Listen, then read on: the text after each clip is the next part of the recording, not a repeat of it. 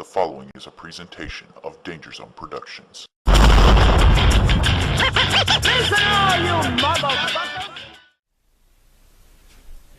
Hello ladies and gentlemen, you've just entered the Danger Zone.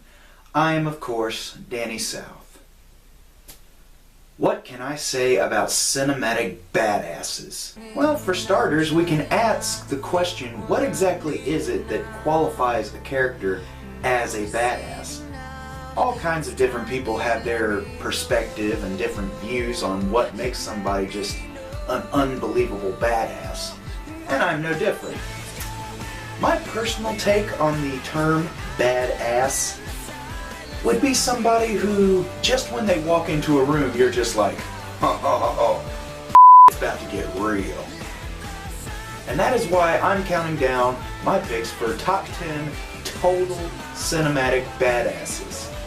Brace yourselves and light a cigarette, because it's about to get hot in here.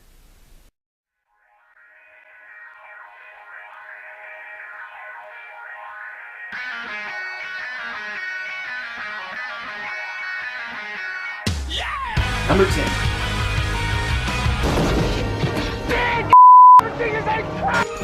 Welcome to the party, pal! John McClane from Die Hard. John McClane is one of those guys who, instead of just letting the police handle it, takes matters into his own hands. He's your typical loose cannon cop, but with a few exceptions. He knows how to get the job done. And it usually results in a lot of crazy-ass explosions and even crazier gunfights. This is one cop you definitely don't want to be on the wrong side of the law with. And of course, how can we all forget, he coined the phrase, "Yippee-ki-yay, mother." Yippee-ki-yay, mother. John McClane, if he's on your ass, you're screwed. Yippee-ki-yay, mother. Number 9. Aragorn from the Lord of the Rings trilogy. This is probably going to be one pick that I get a lot of hate comments from, because I know there's a lot of people out there who are fans of the Lord of the Rings who will probably go on record by saying that they think Legolas is more badass than Aragorn. Allow me to offer a rebuttal to that. True, Legolas has got a lot of crazy skills and tons of kick-ass moments throughout the Lord of the Rings trilogy. From surfing down the steps on a shield, just nailing guys left and right with his arrows, to taking down a elephant during the Battle of Minas Tirith. But Aragorn is the one who goes toe-to-toe with the Uruk-hai in Fellowship of the Rings, by himself, might I add. Aragorn is the guy who pole vaults right into the midst of a bunch of orcs during the Battle of Helm's Deep. Aragorn is the guy who got an army of ghosts to help him fight off the armies in Minas Tirith. And Aragorn's the guy who gets all the So now I ask you, who's the real badass of Lord of the Rings?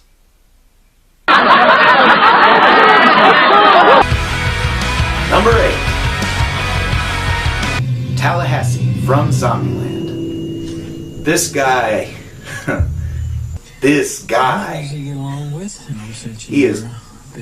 he's unbelievable.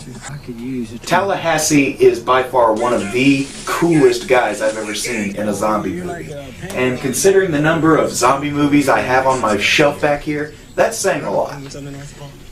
I believe his co-star put it best when he said he coins the phrase, "not to be with." Not only does he have more variety than Jason Voorhees in a Friday the 13th movie, he's got some snazzy one-liners to boot. Time to nut up or shut up. So, yeah, in a zombie apocalypse, this is definitely the guy I want on my side. He proves beyond a shadow of a doubt, when zombies start coming your way, it's time to nut up or shut up. Number 7. Eric Draven from The Crow. The Crow, I will go on record, is one of my favorite movies of all time. And I don't mean all those bull remakes and sequels and attempts to recapture it. Just about every sequel I've seen to The Crow has always been a failure. Nothing beats the original Crow starring Brandon Lee as Eric Draven. I think one of the coolest things about Eric Draven is the fact that not only do you know this guy is coming, but it's the threat factor of knowing that there is not a damn thing you can do to stop this guy. He's unstoppable, he's invincible, and worst of all, he knows where you are, and he's gonna f*** your world up. Why? Because he can. The makeup and stuff that he wears is so very creepy, and it definitely adds to the fear factor that he brings to the screen in this performance. Not to mention it was the inspiration behind Sting's black and white face paint. Come on, we all know it's true. Eric Draven is not only a kick Avenger from beyond the grave, he's also a rocking musician. And there are a couple of scenes throughout the movie where you get to see this, including the guy draping a guitar around his shoulder and going after bad guys. It almost looks like a member of KISS is trying to hunt you down, which is scary enough in itself, to be honest. But yeah, Eric Draven is one badass who definitely gets overlooked a lot in these countdowns, which is one of the reasons I wanted to put him on my list. Number 6. Wolverine. Probably doesn't come any shock to you guys. Whether he's being played by Hugh Jackman in the X-Men movies or even the classic X-Men cartoon, Wolverine is by far one of the most badass superheroes ever in the Marvel Universe. Much like with Eric Draven, one of the biggest factors that keys into him is the fact that he can't be killed. He regenerates so super fast, and the fact that he's got unbreakable steel claws just makes him even more dangerous. Wolverine's not one of those guys who wants to talk things over. He wants to go in and slash, gash, and just tear things apart. And God bless him for it. This guy has single-handedly made most of the X-Men movies, even the ones. But the bottom line is, when you've got Wolverine standing across from you, and those claws are drawn, you got two options. Either A, you can get down on your knees and beg for mercy, or you can piss your pants and prepare for the ass whooping of a lifetime. Number 5. Casey Ryback from Under Siege and Under Siege 2, Dark Territory. Steven Seagal has had a lot of characters throughout his cinematic career that have definitely stood out, but out of all of them, I'd have to say the most memorable one to me would probably be his portrayal as Casey Ryback in the Under Siege movies.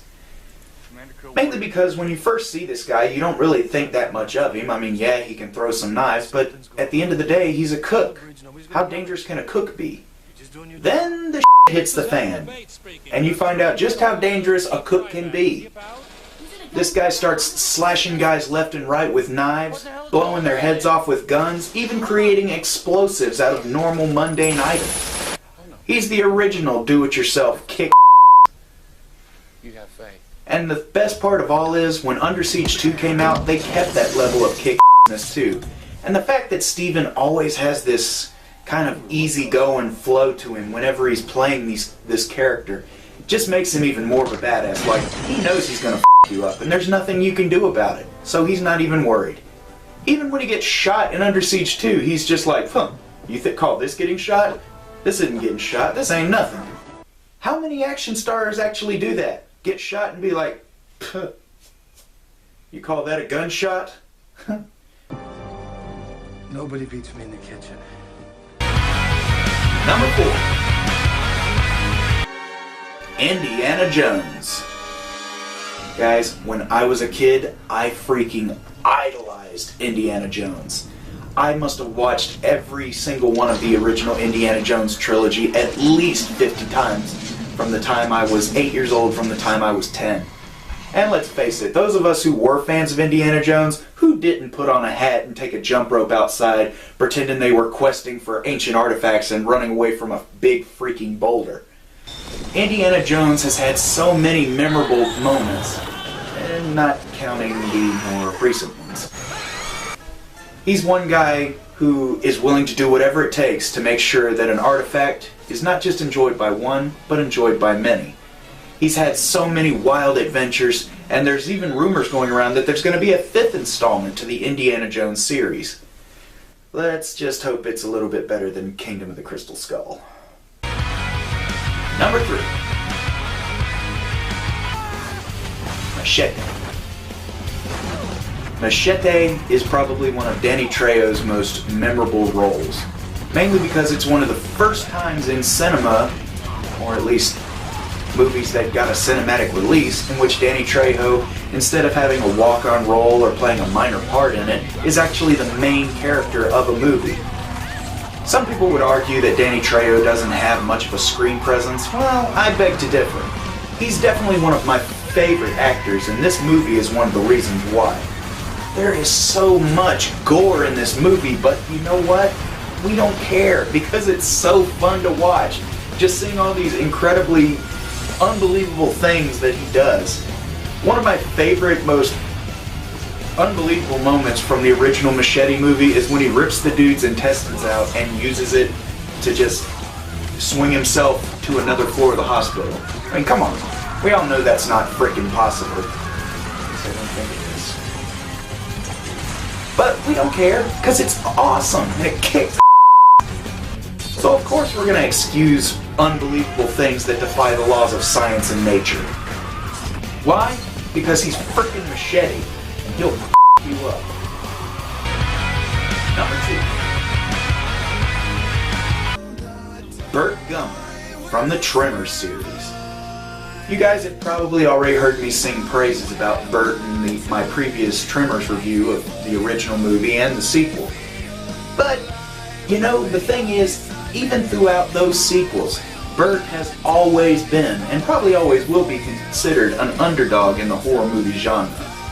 He's one of the best gun experts that I've ever seen, and is by far one of the most entertaining to watch gun-crazy, trigger-happy I've ever seen. The look on this guy's face when he wraps his hands around a Glock or a machine gun is like he is in pure heaven. Especially when you watch Tremors 3 and he gets behind the wheel of that artillery gun, you can just tell he is sitting on cloud 9 and enjoying every minute of blowing those little monsters straight to hell. So yeah, Burt Gummer is definitely one of the greatest badasses in cinematic history. Whether you believe it or not, the evidence doesn't lie. And the number 1 total badass of cinema is Ash Williams from the Evil Dead saga. Army of Darkness is my favorite movie of all time. And Bruce Campbell is by far my favorite actor of all time. If you have not seen how badass this guy is watching Evil Dead 2, or even Army of Darkness, you deserve to get kicked swiftly in the nuts by a steel-toed boot. This guy locks off his own hand when it gets possessed. He blows monsters' heads off with a double-barrel shotgun. He had to sit through murdering his own girlfriend to save her immortal soul, and still got right back up to kick evil straight in the nads. He went to medieval times and still manages to bring that level of kick-ness to the old days.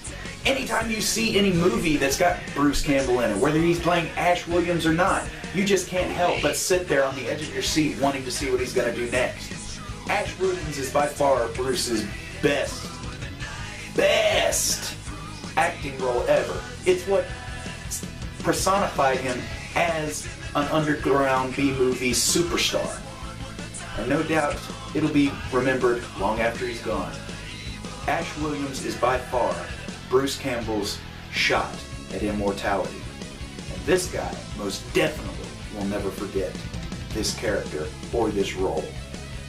Thanks for joining me for this edition of the Danger Zone. Till next time, I'll see you guys later, right here on the Danger Zone.